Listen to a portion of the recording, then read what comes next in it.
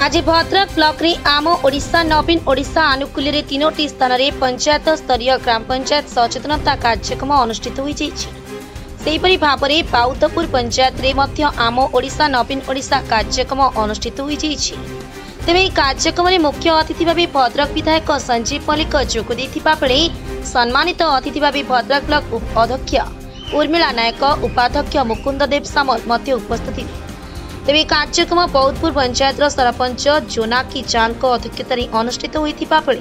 पंचायत विकास तथा नवीन सरकार विभिन्न लोकाभिमुखी योजना उपर आलोकपात करथिले विधायक संजीव मल्लिक। अन्यपटे कार्यक्रम में सांस्कृतिक कार्यक्रम सांगकु कुनी कुनी पिलांक नृत्य परिवेषण देखा मिलता। तेबे नारी सशक्तिकरण तथा मिशन शक्ति जरिए अनेक योजना मान प्रणयन करी सारा राज्य में प्रशंसा साउंटुछंती मुख्यमंत्री नवीन पट्टनायक बोली कहिसंती सरपंच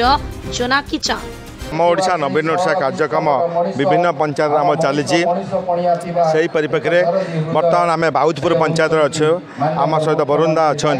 बाउद पंचायत विभिन्न जो उन्नतिमूलक कार्यक्रम होती भद्रक निर्वाचन जो उन्नतिमूलक कार्यक्रम होती सारा ओडिशा रे जो माननीय मुख्यमंत्री जो विकास कार्यक्रम कर विषय आम साधारण लोक जनाऊँ एवं विभिन्न माननीय मुख्यमंत्री कराई कार्यक्रम विभिन्न उन्नतम योजना को साधारण लोक पहुँचापी ये प्रयास एवं साधारण लोक जानवे कौन कौन कार्यक्रम सारा ओडिशा चली से कौन बेनिफिट पाइबे स्कीम मध्यम यही परिप्रेक्षी में सकाल मु बेतड़ा गेलपुर एवं ये सरला पुणी एठू जी आम कोरकरा जीपी की ये कार्यक्रम दिन चलिए पुणी काली अच्छे। सर विगत 10 दिन भितर अनेक योजना मान मुख्यमंत्री नवीन पट्टनायक लोक निश्चित माननीय मुख्यमंत्री सबुबले साधारण लोक सहित रही साधारण लोक मौलिक समस्या बुझी जो द्वारा आज ओडिशार अर्थनीति वृद्धि पाई एवं साधारण लोक सम्मान सहित गर्वर सहित बंचाई सब प्रकार योजना से कर माननीय मुख्यमंत्री धन्यवाद सहित कृतज्ञता ज्ञापन कर जो विजु स्वास्थ्य कल्याण योजना कर बाउदपुर पंचायत रे जो आम ओडिशा नवीन ओडिशा जे माने कार्यक्रम रे आज आमरा उपस्थित होते आमर चेयरमैन महोदय उर्मिला नायक आउ संजीव मल्लिक महोदय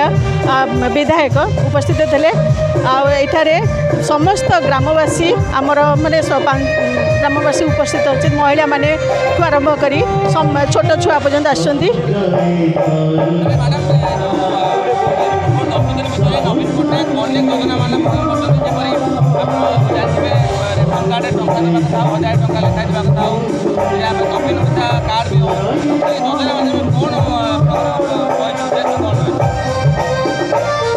आमर सरकार नवीन बाबू तांकर सी तो माने ओडिशावासी 4 कोटी ओडिशावासी सब किसी कम कर माने पिलाठू आरंभ करी वृद्धा मान कौ कार्य बाकी रखी ना महिला मान सहित आगे आनी बहुत आगे आनी महिला मैंने भी घर बाहर को बाहरी जो भत्ता थिला जो मान भत्ता थिला 500 टका से 1000 टका कर बन बहुत किसी से कर आम यहाँ माने गर्वर सहित आम कहवा आम ओडिशा नवीन ओडिशा। भद्रक कमल लोचन पंडा रिपोर्ट डुमाणी टीवी।